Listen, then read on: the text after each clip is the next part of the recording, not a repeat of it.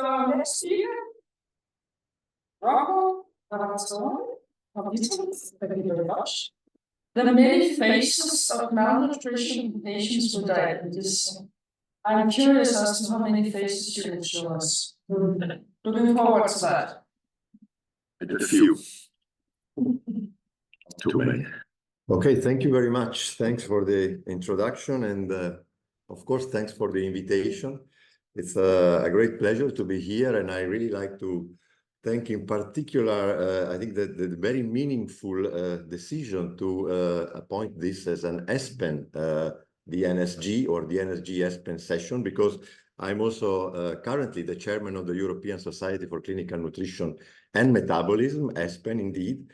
And we have started a dialogue with some of you, and we think that there are some or many nutritional issues in diabetes, type 1, type 2. I totally agree with Jeff with the vision of the dysglycemic based chronic disease. But whatever we want to call it or define it, there is a clinical reality where we have, again, a number of nutritional issues that we believe might be at least partly underappreciated. And so it's a great opportunity, and I really appreciate the invitation to discuss these many phases of malnutrition. I mean, there are, I think, more than one or quite a few angles that deserve being discussed. But again, I think we will have to focus on some of them. Let's see if I can, maybe I can use the arrow here. Okay, these are my disclosures. I would like to start taking one step back, and why malnutrition in particular is a relevant issue in diabetes.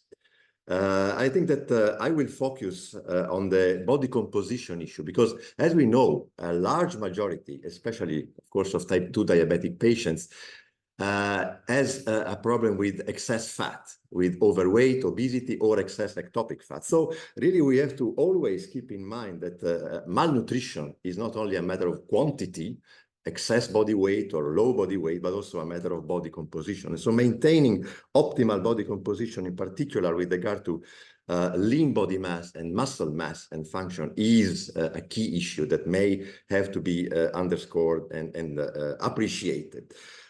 One of the key issues, of course, is that insulin is a major anabolic hormone. So there's no surprise that type 1 diabetic patients, when insulin is not present at all, they have, unfortunately, a major undernutrition issue, which goes, of course, beyond skeletal muscle. There is also a substantial reduction of body weight, body fat. We know that.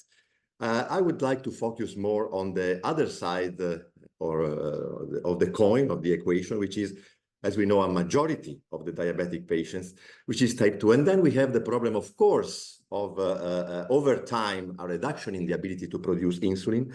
But the main initial, anyway, problem is not a lack of insulin or a complete lack of insulin, but insulin resistance. So the first question could be, is there an issue, a direct impact of insulin resistance on the ability of insulin to promote muscle protein anabolism? I think that the evidence there is not so clear, so I will not go into the details. This could be a topic for a completely full other lecture. But I think that there is at least some evidence that insulin is at least partly unable to promote anabolism in protein in skeletal muscle as it should be in patients without insulin resistance, especially for some proteins like mitochondrial proteins. Energy metabolism might be impaired due directly to insulin resistance. Then we know that there are additional hits, unfortunately, that come up with the natural history of the patients with type 2 diabetes. And when hyperglycemia comes into the picture, then that has a direct impact on a cluster of metabolic alterations that include, I'm summarizing and simplifying here, of course, oxidative stress, inflammation, insulin resistance, again, impaired mitochondrial function and ATP production. That all goes in the direction of an impaired ability to preserve muscle protein and muscle mass. So that's really a risk factor for malnutrition, I would say, regardless of body mass and let's say, presence of excess body fat. I would like to also mention that there are at least a couple of additional risk factors that also increase the risk of reducing muscle mass. One is the aging of the population, which is really a majority of the type 2 diabetic patient population, which has per se a negative impact on all these, let's say, protein metabolic parameters in skeletal muscle. We know that aging per se is a risk factor for loss of muscle mass, and that may, of course, synergize with hyperglycemia. There is already for several years now evidence that older people with diabetes have a reduction of skeletal muscle mass, or again, I call it the inability to preserve muscle mass, again, regardless of body mass and body weight. So there is evidence for that. And the other, I think, major risk factor that we might keep in mind when we want to identify patients that are more at risk is the onset of comorbidities. We know that diabetes, dysglycemia-based chronic disease, is really a risk factor for I would say a myriad of comorbidities, not only the traditional comorbidities of diabetes, and all of them can in different ways also synergistically enhance these catabolic alterations. And there is, again, strong evidence for that. I will not go into the details, but of course, for instance, as I mentioned, the specific or the traditional complications of diabetes increase the risk of malnutrition. This is an example for chronic kidney disease. And you can see that people with advanced chronic kidney disease have more than 1/3 of prevalence of malnutrition. We will come to the definition of that in a few minutes, because that's also an important issue. Cancer is, of course, also another potential disease that has a strong connection with diabetes, again, increased prevalence of malnutrition. When patients with diabetes reach the hospital, and that's also potentially an acute diabetes, we know that there is stress-induced hyperglycemia, so people that maybe not even have the awareness of having the disease or have an onset of hyperglycemia during hospitalization, again, the prevalence of malnutrition, then it really goes up substantially. You can see 60% in some studies, more than 80%. The issue is that there is, again, a strong clinical impact with a negative outcome that is associated with this complication. And again, it might be really, I think, underappreciated how prevalent malnutrition may be. This is a very nice and I think convincing paper. Jeff Mechanic was one of the authors, really showing how malnutrition, rather surprisingly, could be one of the main drivers of healthcare utilization and expenditures in patients with diabetes. Much more, or even at least substantial, significantly more than other more traditionally considered health issues in these patients. So really, probably a strong and important complication, let's call it like that, but very likely substantially underestimated.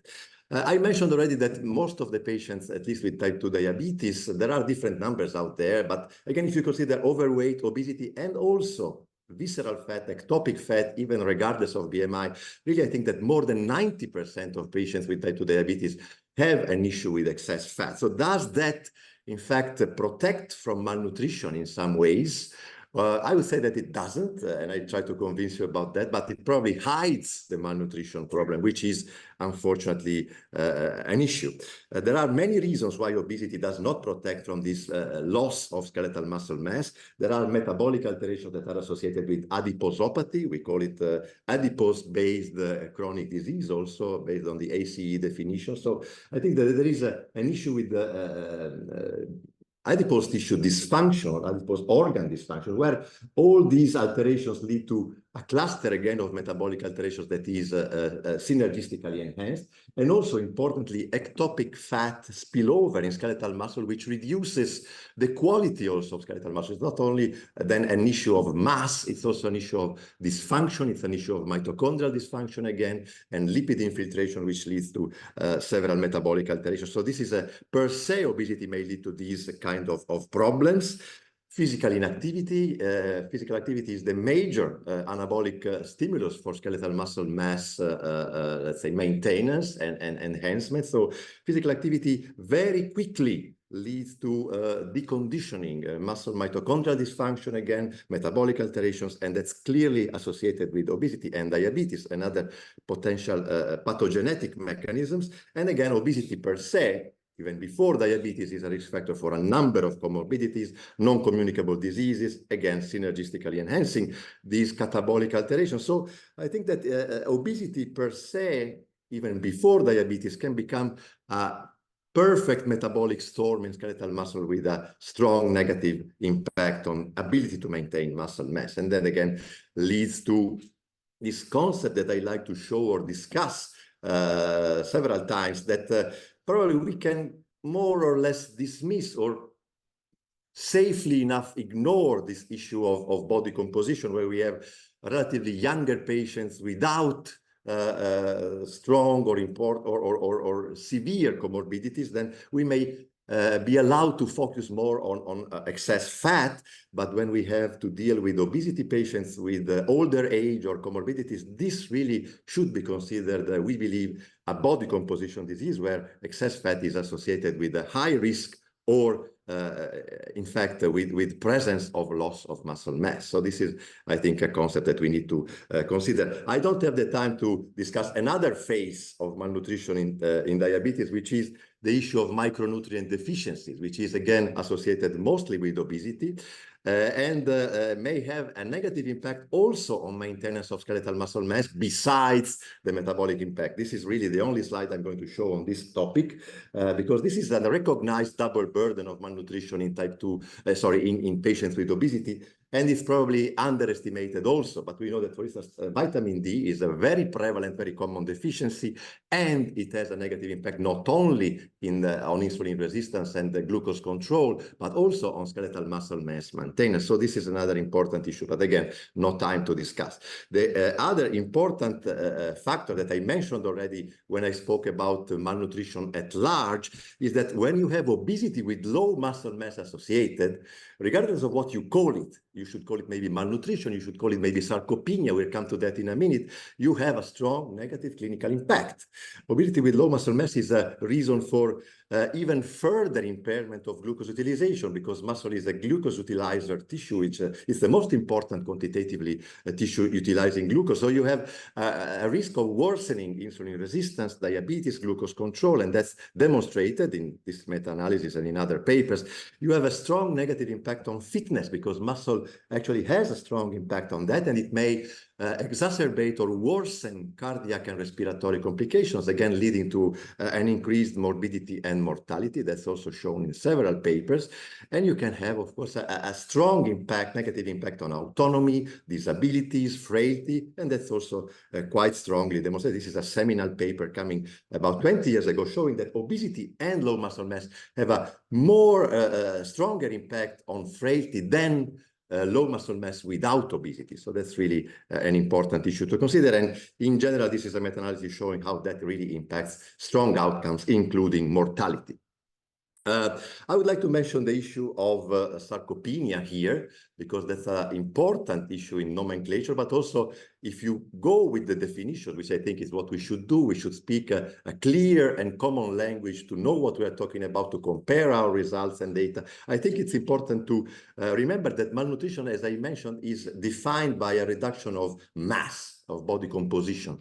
Sarcopenia introduces the concept of function. So that's really what makes, I think, this alterations of muscle mass a true organ failure, which you should consider as such. And so I think it's an important conceptual issue. Sarcopenia, as you may know, starts, I'm sure you know, sorry, it starts from the geriatric world, the geriatric discipline, and it's considered to be a sort of an inevitable, unfortunately, I believe it is, alterations as we grow older, to lose both skeletal muscle mass and function. Again, this is the established definition of sarcopenia right now in the geriatric world, leading to a loss of performance. I will not go into the details of the myriad of reasons and alterations that accompany aging, also, let's say, healthy physiological aging that may lead to a reduction in skeletal muscle mass and function. I don't really have the time to go there, but that's really a clear and strong concept in the geriatric population. But as we mentioned, type 2 diabetes and obesity also provide a perfect scenario, unfortunately, for this kind of alterations ensuing also much sooner than old age in patients that have potentially a long history of obesity or type 2 diabetes. This is what I mentioned already before. And there are studies that have convincingly shown that hyperglycemia, for instance, may be also associated not only with loss of muscle mass, but also with loss of muscle function. This is an aging study showing again association with between hyperglycemia and loss of muscle strength. So the concept of sarcopenic diabetes has been already introduced. I'm not telling you anything new here, but probably it needs to be, first of all, recognized and also maybe even better defined, because this could really become an important part of the picture, a clinical picture of our everyday practice with our patients. You can teach me, I think you know much better than I do. I'm not seeing diabetic patients every day in my practice, that there is now a view that not only the traditional complications of type 2 diabetes or type 1 diabetes are relevant, but there are a cluster of emerging complications, which may include, of course, disability and frailty. And again, I think that loss of muscle mass and function may be considered to be an important issue that we need to address and recognize. There are studies out there showing clearly that there is a high risk in type 2 diabetes of observing sarcopenia. The risk appears to be approximately doubled in the presence of hyperglycemia. I will give you a few numbers, but I think this is not meaningless, but unfortunately it needs to be better defined. I see that the time is running up, so I will need to probably summarize this part of the epidemiology, because what I really want to mention is that it's probably, again, a common issue in diabetes, but not only underappreciated, but in need of a better definition. This is a meta-analysis showing a prevalence of about 20% or a little less than 20%. But again, it suffers from methodological issues. We don't have, for instance, an homogeneity on the methods. How do we define and diagnose sarcopenia? We don't know about the issue of obesity here, how it is addressed. And many of the studies that are included in this and other meta-analyses, unfortunately, are dealing with the older concept of sarcopenia being equivalent of loss of low muscle mass.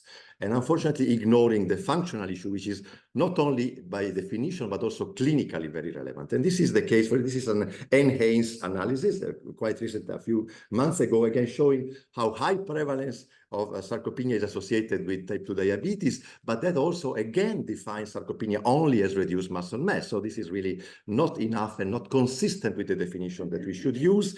And last point, before going to the concluding part, is that unfortunately, we have some evidence that sarcopenia is associated with negative outcomes. I think it's not surprising. But again, we have to consider that the definitions that are used in these studies are not completely coherent. This is a study showing how sarcopenia is associated with increased prevalence of diabetic kidney disease. There are also studies showing an increased prevalence, an increased mortality in patients with sarcopenia. But again, we have an issue of definitions which might need to be addressed.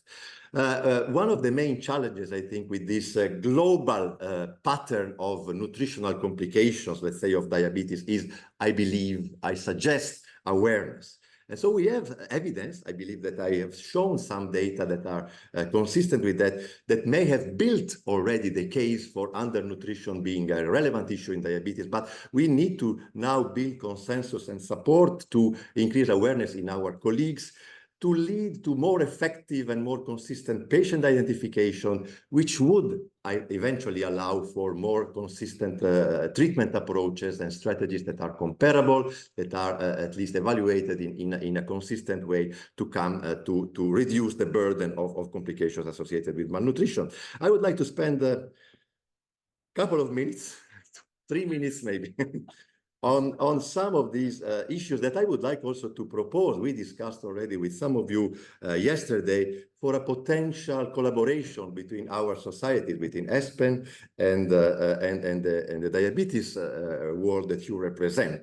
So we have dealt with this issue of how to systematically approach the diagnosis and definition of malnutrition and sarcopenia. This is an algorithm that has been proposed 5-6 years ago by a global consensus initiative in the clinical nutrition global societies. ESPEN was one of them, but also ASPEN, the American one, the Asian one, and the Latin American one. We came up with this algorithm that we believe, I will not go into the details, of course, I have no time, but the goal was to have a simple definition that was applicable also by non-specialists, by non-dietitians, non-clinical nutritionists, by people that have a few criteria. Weight loss, you see low BMI, but that's not the defining criteria. So you can also implicate that for patients with obesity, and low muscle mass. This, I think, is very important, allowing again for diagnosis in patients with diabetes and overweight. So this is, I think, a breakthrough because it's becoming very successful.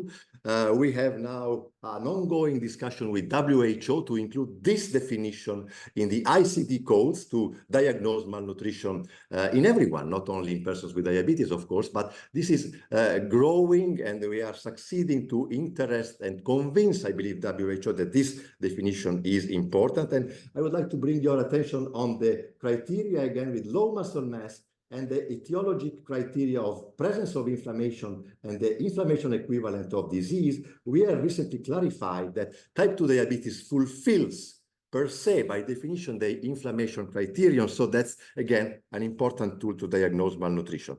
I will skip this one because we need also let's say, consensus to implement muscle mass assessment. This is an important issue. We have a lot of cutoffs, methodologies, and lack of consensus, unfortunately, sometimes on the gold standards to measure and assess muscle mass in our patients. We came up with, from the GLIN, from the Global Leadership Initiative on Malnutrition that I just mentioned, with a guidance paper, not only trying to support the implementation, the introduction in clinical practice of several, let's say, more or less available methods to measure muscle mass, but also promoting the use of clinical approaches such as anthropometry to increase the implementation of malnutrition diagnosis and recognitions.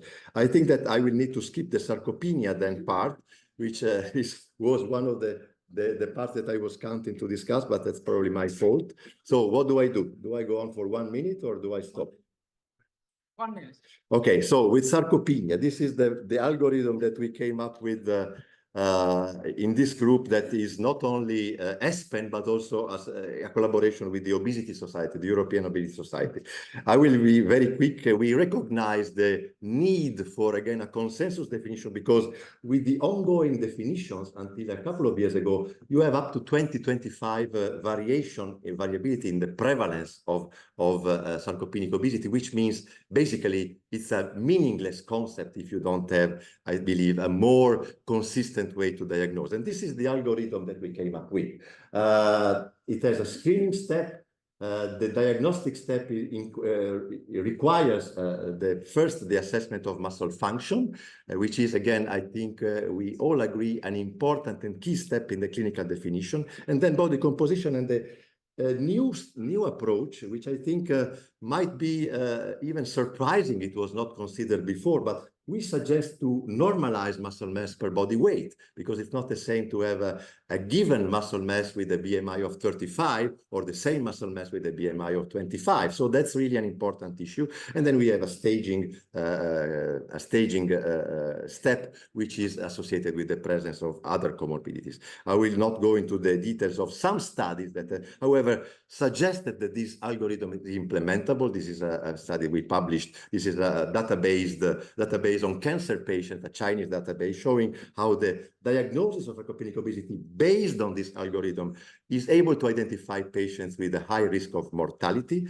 And I will conclude saying that maybe you may agree now, although the last part was too fast, that malnutrition appears to be a common but for sure underestimated complication in patients with diabetes, also in the presence of overweight and obesity. Sarcopenia, I believe, should be considered a development of malnutrition into a true organ failure. Awareness is unfortunately low. We hope to be able to collaborate together to increase this awareness and to implement these algorithms to identify. The ultimate goal is to identify the patients and to improve patients' lives and clinical outcomes. So sorry for the timing, and thanks for your attention.